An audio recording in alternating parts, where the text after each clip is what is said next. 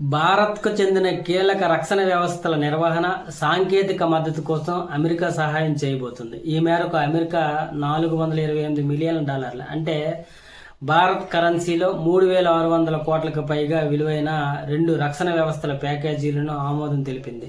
ఈ ప్యాకేజీలను కొత్త ఆయుధాల కొనుగోలు కోసం కాకుండా ఇప్పటికే భారత సైన్యంలో సేవలందిస్తున్న వ్యవస్థల నిర్వహణ, శిక్షణ, విడిభాగాల సరఫరా కోసం కేటాయించారు. ఈ విషయాన్ని అమెరికా కాంగ్రెస్ విదేశాంగ శాఖ తెలియజేసింది. అయితే ఈ ఒప్పందాలు ఇండో పసిఫిక్ ప్రాంతాలలో భారత్ అమెరికా వ్యూహాత్మక భాగస్వామ్యానికి మరింత బలోపేతం కానుంది. ఈ సహాయం ద్వారా ప్రస్తుత భవిష్యత్తు భద్రతా సవాళ్లను సమర్థంగా ఎదుర్కొనే సామర్థ్యాన్ని భారత్ పెంచుకుంటుంది. అయితే ఇప్పటికే చూస్తే అమెరికా భారత్ను మేజర్ డిఫెన్స్ పార్ట్నర్ గా గుర్తించింది.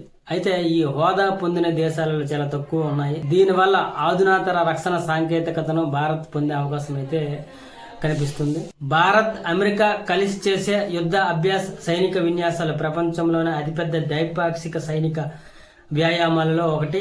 ఇందులో 2 దేశాల సైనికులు కలిసి శిక్షణ పొందుతారు. భారత్ అమెరికా నుండి అపాచీ హెలికాప్టర్లు, చినూక్ హెలికాప్టర్లు, M777 హోవిస్టర్లు వంటి అత్యాధునిక ఆయుధ వ్యవస్థలను కొనుగోలు చేసింది. అమెరికా మరియు భారత్ కలిసి జెట్ ఇంజన్ల తయారీలు కూడా సహకరిస్తున్నాయి. ఇది అత్యంత సున్నితమైన సాంకేతికతగా భావిస్తారు. అయితే మొత్తానికి ఇండో పసిఫిక్ ప్రాంతాలలో చైనా ప్రభావాన్ని సమతుల్యం చేయడానికి భారత్ అమెరికా రక్షణ సహకారం కీలకంగా మారింది.